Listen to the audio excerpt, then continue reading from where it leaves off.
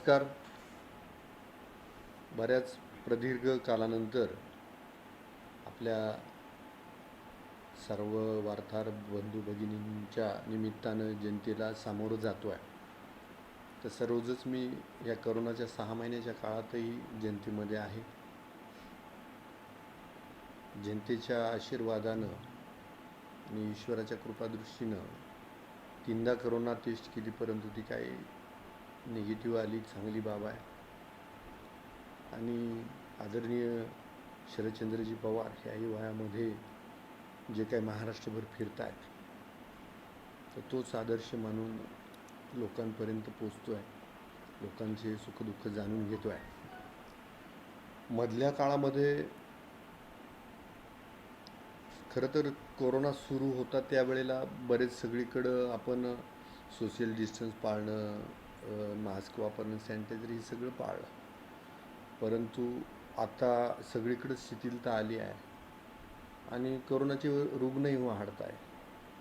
आणि दुसरी बाब, वाईट बाब म्हणावी लागेल ती की कोरोनावरती लस मिळू राहिली नाही.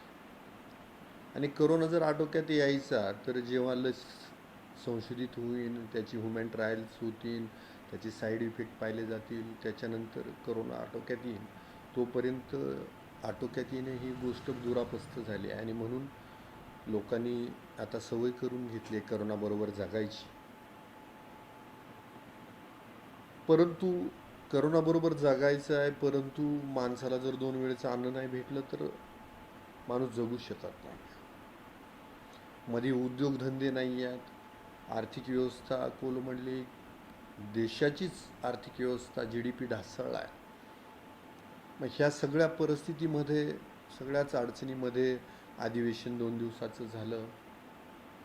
अधिवेशन तसं घाईघाईनं जे ठराव आहेत ते मंजूर करून 2 दिवसात उरकावं लागलं. महाराष्ट्रात काही ठिकाणी पुराचे प्रसंग आहेत, काही ठिकाणी कोरोनामध्ये हॉस्पिटलचे बेड भेटत नाही आहेत, काही ठिकाणी बेसुमार बिलं, असं सगळे विषय त्या अनुषंगानं आले. आता शेतकऱ्यांचा कर्जमाफीचाही विषय होता, तर त्या अनुषंगानं दादांनी ह्याही परिस्थितीत शेतकऱ्यांसाठी भरीव तरतूद केली. पण आता विकास कामांना निधी, नवीन कामांना निधी भेटणं सध्या अडचणीचं आहे. कारण आता सध्या माणसं जगवणं, जिथं अन्नधान्याचा तुटवडा आहे तिथं अन्नधान्य पुरवणं, ह्या सगळ्या बाबी महत्त्वाच्या आहेत. म्हणून मी काही शिक्षकांचे प्रश्न होते, काही अंगणवाडी सेविकांचे प्रश्न होते, काही आमच्या आशा सेविकांचे प्रश्न होते, असे अनेक काही आदिवासी बांधवांचे प्रश्न ह्या वेळेला मी तारांकित प्रश्न करण्याचा प्रयत्न केला. परंतु ह्या वेळेला प्रश्नावली नव्हती, औचित्याचे मुद्दे नव्हते आणि 2 दिवसाचं अधिवेशन पार पडलं. सगळ्या मंत्री महोदयांच्या भेटी झाल्या. त्यात दादा असतील, जयवंत पाटील असतील, या सगळ्यांच्या, आमचे गुलाबराव पाटील असतील, कृषी मंत्री दादाजी भुसे असतील, या सगळ्यांच्या भेटी झाल्या, पालकमंत्र्यांच्या भेटी झाल्या. त्यांनी आशावाद दर्शवला. सगळ्यात महत्त्वाचं की राजेजी टोपेंना जेव्हा भेटलं तर डॉक्टर तुम्हाला 100% फक्त ही अडचण दूर होऊ द्या, तुम्हाला उपजिल्हा रुग्णालय देतो म्हणून त्यांनी स्वतःहून, कारण मी त्याचा पाठपुरावा करतो आहे. पण आता दुसरी गोष्ट हे मलाही समजतं आहे की आता काय होऊ शकतं आणि काय नाही होऊ शकत. फक्त मनाचं समाधान म्हणून लोकांपर्यंत यायचं का मी हे करणार, मी ते करणार, त्याच्यापेक्षा जे काही चालू काम आहे, पिंपरकणा पूल असेल, कोतुलचा पूल असेल, ही पुलं माझे ह्याही परिस्थितीत कोरोनाच्या काळातही त्याला निधी कमी पडणार नाही, ही माझ्यासाठी चांगली बाब आहे. बाकीचा आपला जो बारीपासूनचा पुढचा रस्ता आहे संगमनेरपर्यंतचा, तो पण प्रगतीपथावर आहे, त्यालाही निधी कमी पडणार नाही आहे. आणि बारीपासून खाली जो आहे इगतपुरीकडे, तर तो पण रस्ता होणार आहे, नाबार्डच्या याच्यातून, कर्जातून तो रस्ता होणार आहे. म्हणजे असं ह्याही परिस्थितीत ह्या समाधानकारक बाबी आहेत.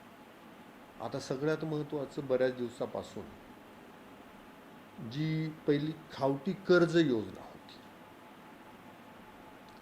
आणि ती योजना मध्ये भाजप सरकारच्या काळामध्ये बंद करण्यात आली होती 2014च्या दरम्यान. आणि मग आता ह्या कोरोनाच्या काळामध्ये आदिवासी भागामध्ये रोजगार नाही. एकतर सगळा आदिवासी भाग दुसरीकडे कोणाच्या तरी शेतात जाऊन काम करतोय, रोजंदारीवर जगतोय आणि मग उपासमारी यायला लागली. मग ह्या परिस्थितीमध्ये खावटी कर्ज नाही, खावटी अनुदान योजना द्यायचं सरकारनं ठरवलं. पहिली ती योजना सीमित होती, फक्त दारिद्र्यरेषे खालच्या लोकांसाठी भेटायची. आता ती योजना 19-20 मध्ये ज्यांच्याकडे जॉब कार्ड आहे, जॉब कार्ड असून त्यांनी रोजगार हमीवर काम केलं आहे, नुसतं जॉब कार्ड आहे पण त्यांनी रोजगार हमीवरती काम केलं आहे, तर त्यांच्यासाठी ही योजना लागू पडणार आहे. ज्या विधवा परित्यक्त आहेत, दिव्यांग आहेत, दारिद्र्यरेषेखाली आहेत, म्हणजे थोडक्यात जे दुर्बल घटक आहेत त्यांच्यासाठी ही योजना महाराष्ट्रभर लागू पडणार आहे. त्या योजनेचं स्वरूप आहे 2,000 रुपयाचं किराणा, मग डाळी साखर बाकीचं हे, आणि 2,000 एक तर बँकेच्या मार्फत किंवा जिथं पोस्टाच्या मार्फत असं त्यांना पोचवणं. म्हणजे लोकांनी गर्दी करू नये, त्यांना गैरसोयीचं होऊ नये, त्यांना चक्रा मारायला लावू नये, या सगळ्याचा विचार करून हे 2,000 रुपये वितरित होणार आहे. आणि ती योजना परत 2021लाही पुढं कार्यान्वित करणं होणार आहे. याच्यासाठी आदरणीय के.सी. पाडवींनी, आदिवासी विकास मंत्री यांनीही खूप सगळी मेहनत घेतली. आदरणीय अर्थमंत्री अजितदादा आहेत, म्हणजे याचा सगळा फायनान्स दादा देणार आहेत, आणि दादांनी याच्यात खूप मोलाचं भूमिका बजावली. आदिवासी बांधवांचा प्रश्न आहे, म्हणजे त्याच्यात यतकिंचे आर्थिकतेचा विचार न करता ह्या करोनाच्या काळामध्ये एवढा सगळा मोठा भार सांभाळून ही योजना देण्याचं जवळजवळ 11,55,000 लाभार्थ्यांपर्यंत ही योजना पोहोचवली जाणार आहे. काही लाभार्थी प्रकल्प अधिकारी, तिथले आमदार, तिथले लोकप्रतिनिधी आणि जिल्हाधिकारी यांच्या माध्यमातून ही योजनात लाभ कुणाकोणाला द्यायचं हे ठरवलं जाणार आहे. मग साहजिक आहे त्यात जे सदन कुटुंब आहेत त्यांना बाजूला राहावं लागणार आहे. खऱ्या ज्या लाभार्थी आहेत त्यांच्यापर्यंत ही योजना पोहोचवणार आहे. आणि मी अकोले विधानसभा मतदारसंघापुरतं सांगतो की ही योजना कुठले कार्यकर्ते पोचण्यासाठी बनवलेली नाही आहे, ही सर्वसामान्यांसाठी बनवलेली आहे. आणि त्यामुळं ही योजना शेवटच्या घटकापर्यंत कशी पोचेल यासाठी मी प्रयत्नशील राहीन. तिथपर्यंत ती योजना पोचली पाहिजे, त्याचा लाभ सर्वसामान्यांना भेटला पाहिजे, यासाठी मी प्रयत्नशील राहीन.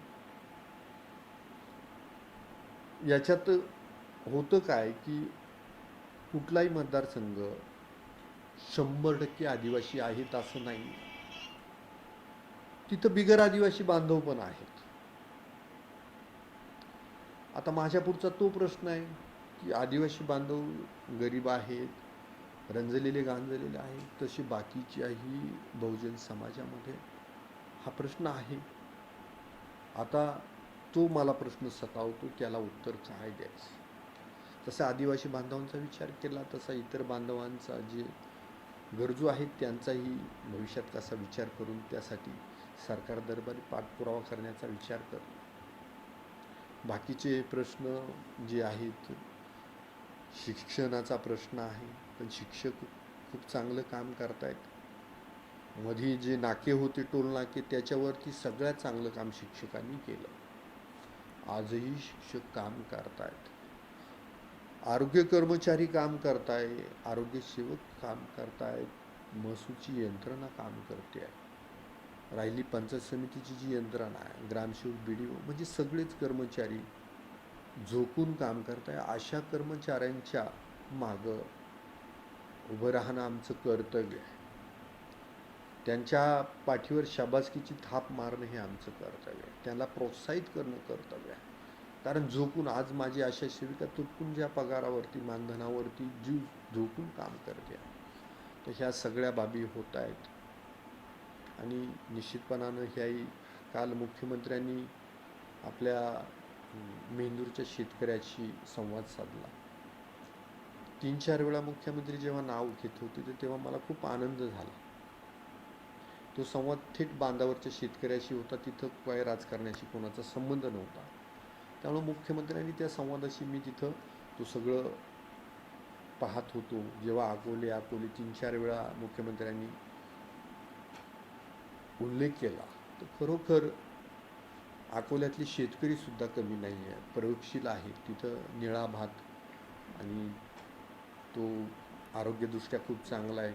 दुसरीकडे 40 रुपये 60 रुपये भाताची किंमत आहे. त्या भाताला 300 350 400 रुपये किंमत भेटणार आहे किलो मागं. हे सगळं म्हणजे कालचं टायटलिंग होतं त्या जी संवाद परिषद होती त्याचा, पिकेल ते विकेल, विकेल ते पिकेल, विकेल ते पिकेल. म्हणजे जे विकणार आहे, ज्याला मार्केट आहे ते तुम्ही त्याचं उत्पादन. त्यानिमित्तानं आज मला वाटतं आदिवासी भागातल्या शेतकऱ्यांनी जवळजवळ 20-30 एकराचा तो भात बियाणं वाढून केला आहे.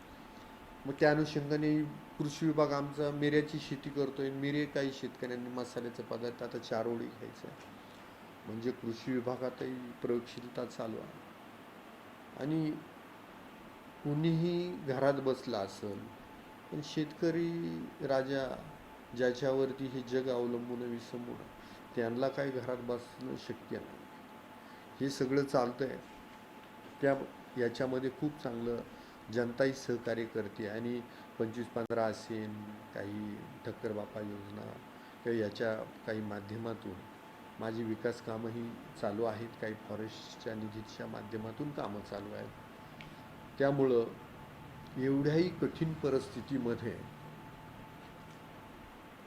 कामं ह्या महाविकास आघाडीच्या माध्यमातून, पालकमंत्र्यांच्या माध्यमातून आम्हाला आमदारांना, नवीन आमदार आम्ही जर काहीच कामं केली नाही जनतेची तर लोकांमध्ये निराशा, नुसता करोना सांगून चालणार नाही.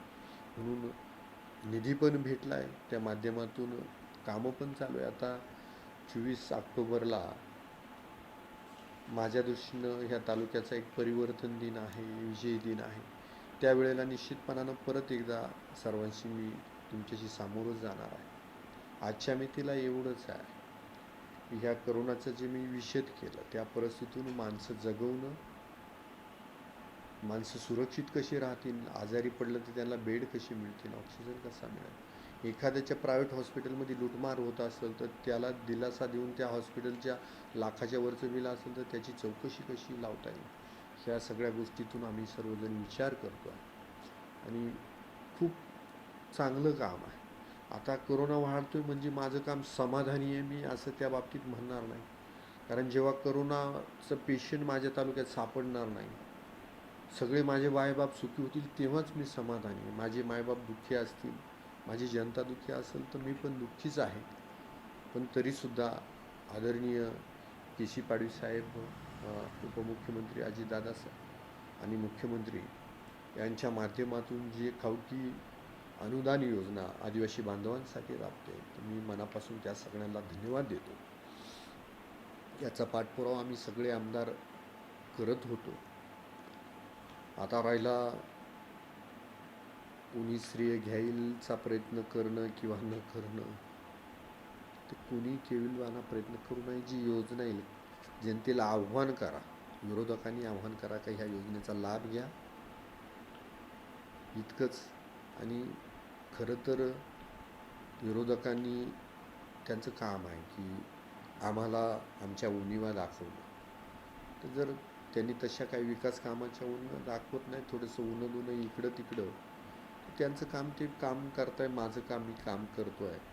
आणि हे सगळं गुण्यागोविंदानं, जनतेच्या आशीर्वादानं, जनतेच्या विश्वासानं हे चाललं आहे. यातून फक्त खरोखर ईश्वराकडं, ह्या जगात ईश्वर असेल तर ईश्वराकडं मी एकच प्रार्थना करतो की लवकरात लवकर ही करोनाची साथ जावं. धन्यवाद. जय हिंद.